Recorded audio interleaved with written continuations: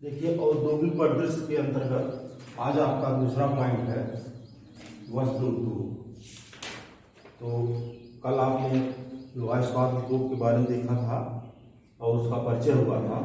आज यहाँ पे वस्त्र उद्योग से संबंधित है और इस चीज को आप जानते हैं कि अर्थव्यवस्था में प्रथम स्थान कृषि का है और कृषि के बाद दूसरा स्थान अर्थव्यवस्था में वस्त्र उद्योग का है और कृषि के बाद सबसे अधिक रोजगार देने वाला जो उद्योग है वस्त्र उद्योग। देश का सबसे बड़ा संगठित एवं व्यापक उद्योग है। कृषि के बाद सबसे अधिक रोजगार इसी में मिला है। तो कल एक चार्ट आपको बनाया गया था, उसी के संदर्भ में फिर यहाँ देख लेते हैं। प्रथम सूती कपड़ा मिल 1818 में फोर्ट ग्लोस्टर कोलकाता में स्थापित की गई थी।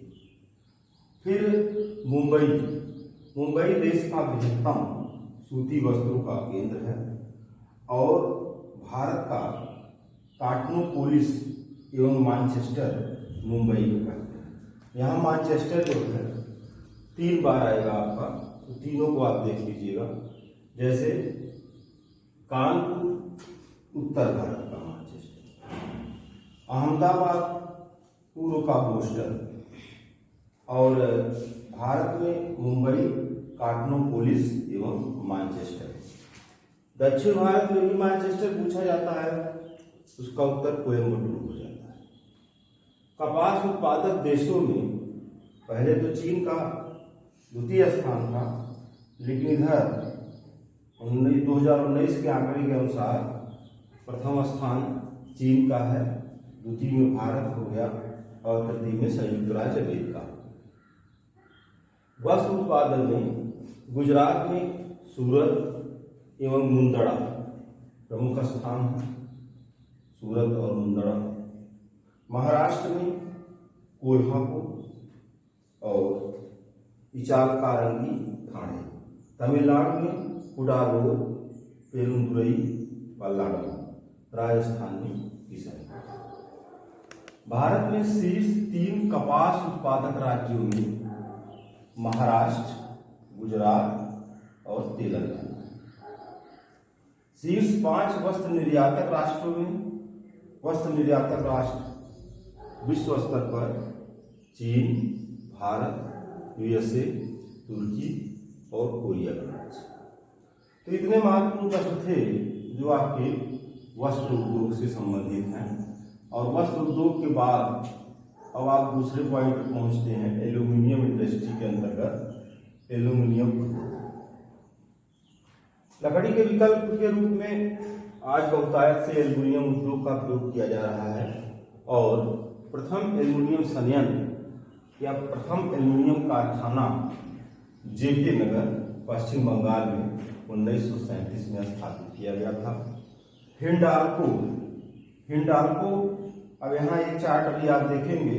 हिंडाल्को 1958 में हिंदुस्तान एल्यूमिनियम कॉर्पोरेशन की स्थापना हुई थी। नाल्को 1981 में national aluminium company limited, Bharat का सबसे बड़ा एकीकृत एल्यूमिनियम परियोजना कॉम्प्लेक्स नाल्को है। अब यहाँ पर एक बहुत महत्वपूर्ण चार्ट आपके सामने है। इस चार्ट को आप बढ़िया से देख लीजिए, जिसमें एल्युमिनियम कंपनियां हैं और उन एल्युमिनियम कंपनियों की स्थापना किस देश की सहायता से की गई है और उस एल्युमिनियम कंपनियों का प्रमुख केंद्र कहाँ पर है। और चूंकि कच्चा माल के लिए एल्युमिनियम में बॉक्साइट प्रयुक्त किया जाता है, तो बॉक्साइट उसको कहाँ से मिलता है इस कंपनी को, और फिर विद्युत में किस तरह के विद्युत का उपयोग किया जाता है। यह प्रश्न कभी कभी पूछ लिया जाता है कि जैसे हिंडाल्को आपसे पूछ लिया गया कि हिंडाल्को में बॉक्साइट कहाँ से प्राप्त होता है, इस टाइप से प्रश्न। या वेदांता में बॉक्साइट कहाँ से प्राप्त होता है। तो इस तरह के क्वेश्चन भी मिलते हैं। सीधे सीधे क्वेश्चन तो यहाँ लिखा ही गया है। जैसे पहला लिखा गया है बाल्को, 1965 में इसकी स्थापना हुई है सोवियत संघ की सहायता से। कोरबा और कोयना 2 स्थानों पर केंद्र है। कोयना तो महाराष्ट्र में है, जबकि कोरबा छत्तीसगढ़ में है। अमरकंटक की पहाड़ी से बॉक्साइट मिल रहा है और जिस विद्युत का प्रयोग इसमें हो रहा है उसका नाम ताप विद्युत है, थर्मल इलेक्ट्रिसिटी। नाल्को 1981 में फ्रांस के सहयोग से दामन जोड़ी अंगुल, ये क्षेत्र है नाल्को का, मतलब उड़ीसा में नाल्को कंपनी स्थापित है और उसको बॉक्साइट मिल रहा है पूर्वी घाट से और विद्युत हीराकुंड बांध उड़ीसा से प्राप्त हो रहा है। हिंडाल्को की स्थापना 1958 में हुई है यूएसए के सहयोग से। अब इसमें भी प्रश्न बन सकता है कि और इतना ही हिंडाल्को किसके सहयोग से स्थापित है, तो यूएसए के सहयोग से स्थापित है और ये आपके प्रदेश की योजना के अंतर्गत रेनकूट उत्तर प्रदेश में, और यहाँ जो बॉक्साइट मिल रहा है लोहार दबका की खान से झारखंड और विद्युत रिहंद परियोजना जो सोन नदी की सहायक रिहंद नदी पर स्थापित है।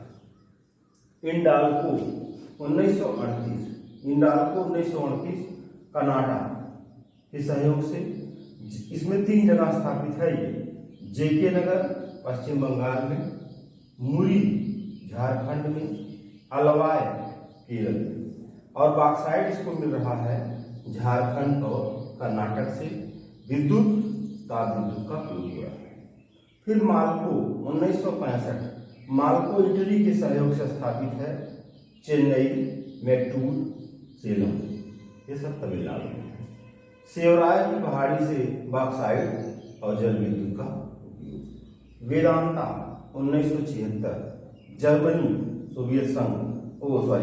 के सहयोग से और फिर झारसुगुड़ा स्थान पर स्थापित है झारखंड में, और ताप विद्युत झारखंड से बॉक्साइट भी मिल रहा है, झारखंड में स्थापित भी है और ताप विद्युत का प्रयोग हो रहा है।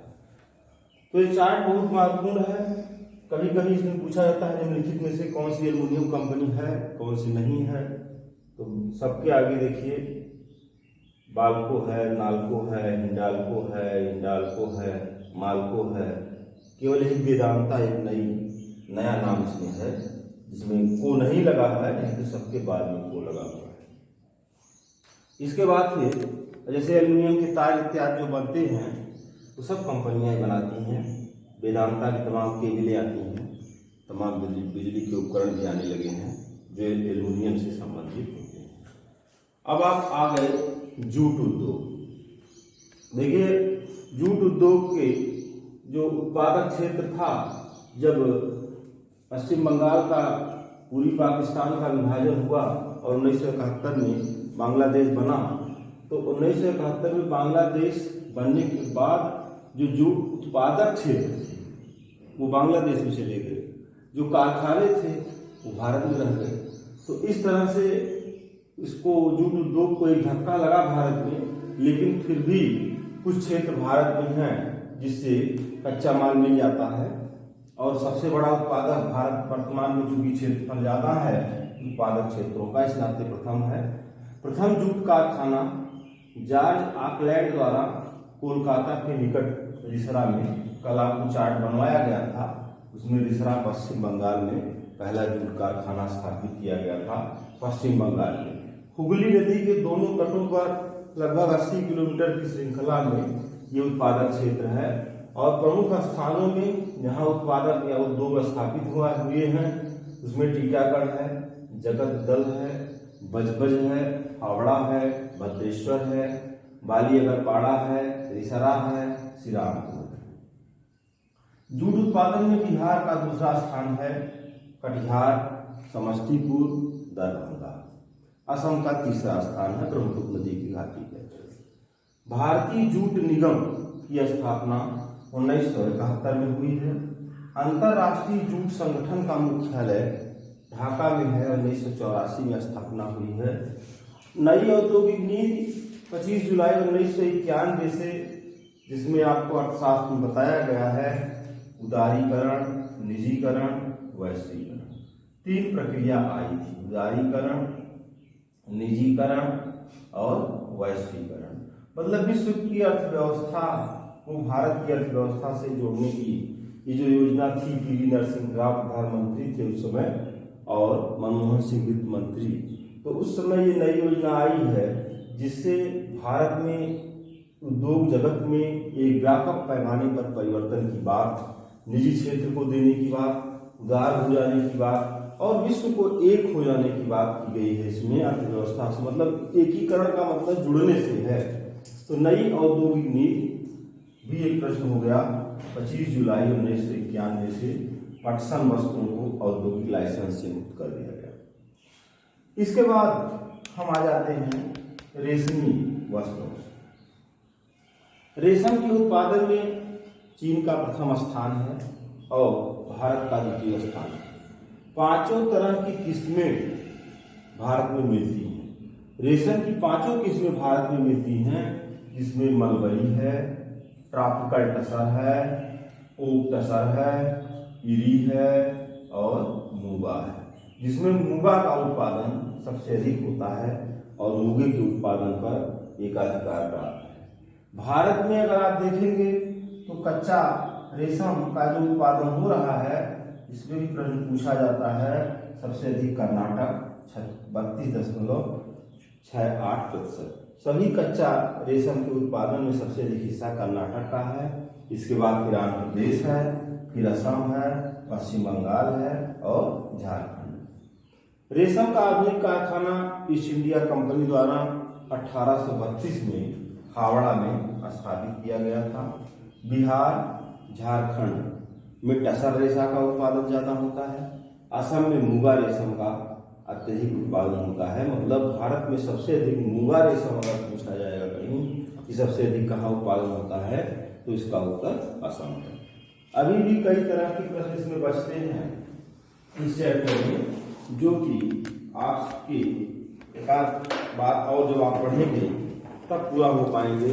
यहाँ कुछ जो वैकल्पिक प्रश्न है उसको आप देख लेते हैं। वैकल्पिक प्रश्नों की श्रृंखला में कल कुछ प्रश्न आपको बता दिए गए थे, उसी के आगे प्रश्नों को देखते हैं। जैसे पहला क्वेश्चन इसमें यह है, देश का सबसे बड़ा संगठित और व्यापक उद्योग कौन सा है?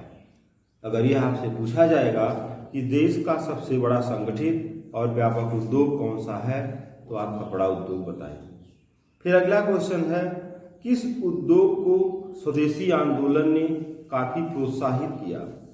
देखिए, भारत में वस्त्र उद्योग को प्रोत्साहन मिला और वो जो प्रोत्साहन मिला था वह द्वितीय विश्व युद्ध विश्व में जब चल रहा था और स्वदेशी आंदोलन हुआ, जिसमें विदेशी वस्त्रों की होली जलाई गई थी और बंगाल विभाजन के परिणाम स्वरूप स्वदेशी आंदोलन हुआ था।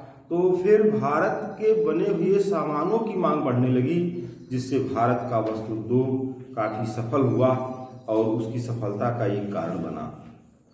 फिर तो इसका उत्तर कपड़ा उद्योग हो जाएगा।